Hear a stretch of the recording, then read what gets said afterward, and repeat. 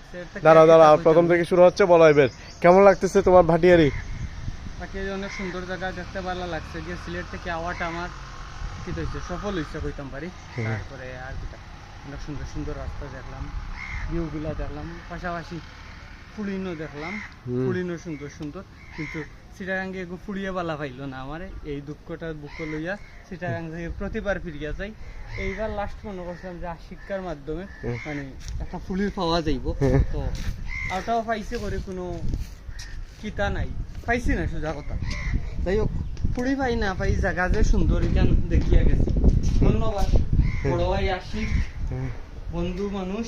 ভিতর দাও, ওদিক দিয়ে ওদিক দিয়ে ভিতর দাও। কিতা কইতাম, কিতা কথা হবে? হ্যাঁ সবচেয়ে সুন্দর লাগে।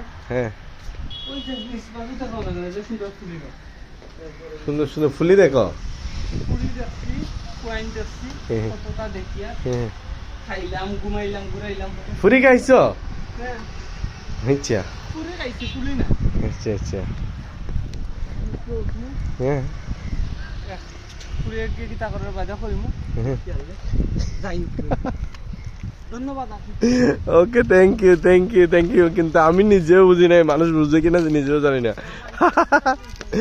বোঝাতে হবে এগুলো।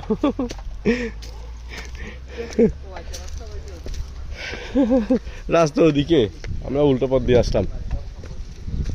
মামা গো,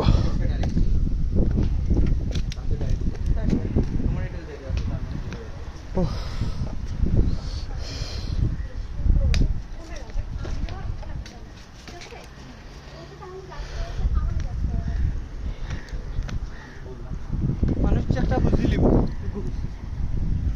কি বুঝিয়ে নিব? তোমাকে কয়েকটা ছবি তুলে দে।